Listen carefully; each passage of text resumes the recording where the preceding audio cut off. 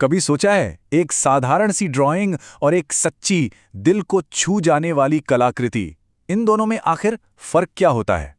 क्या ये सिर्फ बनाने का तरीका है या फिर बात कुछ और गहरी है? अच्छा, तो चलिए इसे एक उदाहरण से समझते हैं। सोचिए 3 आर्टिस्ट हैं और तीनों ही एक महिला की पेंटिंग बना रहे हैं। एक में वो नाच रही है, दूसरे में वो अपने बाल संवार रही है और तीसरे में वो एक माँ है जो अपने बच्चे को दूध पिला रही है।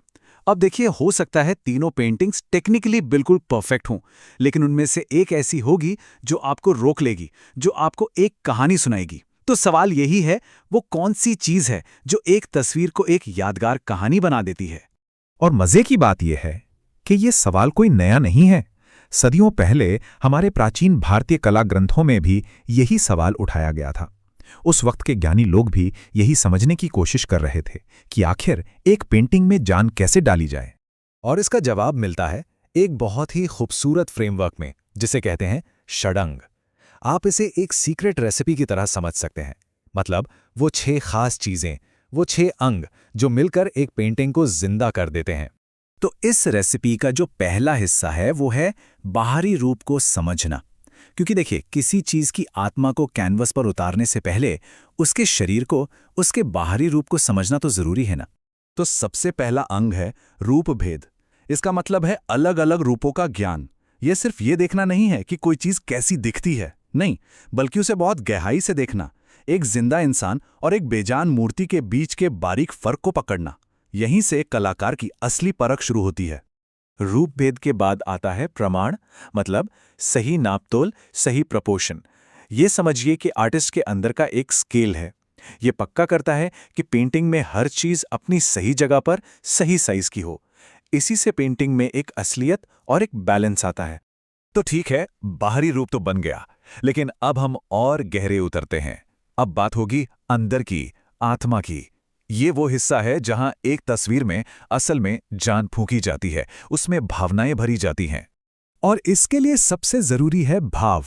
भाव यानी कि पेंटिंग का दिल। ये सिर्फ मुस्कुराता हुआ चेहरा या रोती हुई आंखें बनाना नहीं है। इसका मतलब है जिसके बारे में पेंटिंग है, उसकी पूरी अंदर की दुनिया, उसकी कहानी, उसके इमोशंस, सब कुछ कैनवस पर ले आना। इसका एक बहुत ही खूबसूरत उदाहरण यहां देखने को मिलता है। देखिए, नायिका अपने प्रेमी का इंतजार कर रही है, लेकिन उसका इंतजार सिर्फ उसके चेहरे पर नहीं दिख रहा। आर्टिस्ट ने उस भाव को पूरी पेंटिंग में घोल दिया है। पेड़ों पर बैठे प्रेमी पंछी, तालाब में खिले हुए कमल, ये सब मिलकर उसकी उम्मीद और उसके इंतजार की कहानी कह रहे हैं। कमाल है ना? अब भाव के बाद आता है लावण्य योजनम। इसका मतलब है क्रेस, सुंदरता को शामिल करना। अगर भाव पेंटिंग का दिल है तो लावण्य उस पर 4 चांद लगा देता है, उसे एक चमक देता है। जैसे मिनिएचर पेंटिंग्स में सोने चांदी का इस्तेमाल होता है ना, वो एक अलग ही खूबसूरती ले आता है। हाँ, पर इसमें बैलेंस बहुत जरूरी है। जरूरत से ज्यादा चमक पेंटिंग को खराब भी कर सकती है। और अब आते हैं आखिरी 2 अंगों पर। ये वो चीजें हैं जो असल में एक कलाकार के अपने हुनर और उसकी सोच को दिखाती हैं। कह सकते हैं कि ये आर्टिस्ट का सिग्नेचर टच है। 13वां है सादृश्यम, मतलब किसी चीज की तुलना करना। ये कला के अंदर की कविता है। जब कोई आर्टिस्ट अपनी बात कहने के लिए कुदरत से मिसालें लेता है, उसे सादृश्यम कहते हैं। ये सिर्फ ये नहीं बताता कि कोई चीज दिखती कैसी है, बल्कि ये बताता है कि वो महसूस कैसी होती है। और हमारी भारतीय कला और साहित्य तो ऐसी खूबसूरत मिसालों से भरे पड़े हैं। जैसे आंखों के आकार की तुलना मछली से, शंख से या फिर कमल की पंखुड़ियों से की जाती है, या फिर घने घुंघराले बालों की तुलना काले बादलों से। ये सिर्फ तारीफ नहीं है, ये उस किरदार में एक खासियत, एक एहसास भर देती है। और छठा और आखिरी अंग है वर्णिका भंग, मतलब रंगों और ब्रश को इस्तेमाल करने का तरीका, उस पर महारत। ये वो टेक्निकल स्किल है जो सब कुछ एक साथ बांधती हैं। एक आर्टिस्ट रंगों का इस्तेमाल कैसे करता है, उससे खुशी से लेकर गम तक कोई भी मूड बनाया जा सकता है। ब्रश का हर एक स्ट्रोक कीमती होता है। तो ये थे वो 6 अंग, षडंग। लेकिन इन सिद्धांतों को इस्तेमाल करने से भी पहले एक आर्टिस्ट को अपने बेसिक टूल्स पर पकड़ बनानी होती है। तो चलिए एक नज़र उन पर भी डाल लेते हैं। हर चीज की शुरुआत होती है एक लाइन, एक रेखा से। महान आर्टिस्ट पॉल क्ली ने क्या खूब कहा था कि एक लाइन बस एक बिंदु है जो सैर पर निकल पड़ा है। यह सबसे बुनियादी चीज है। लाइन मोटी है, पतली है या लहरदार, ये देखते ही एक फीलिंग आने लगती है। और जब यही लाइनें आपस में जुड़ती हैं तो बनता है शेप, यानी आकार, जो 2D होता है। और फिर जब उसमें गहराई जुड़ती है तो बनता है फॉर्म, यानी रूप, जो 3D होता है। आप कह सकते हैं कि ये किसी भी पेंटिंग का ढांचा है।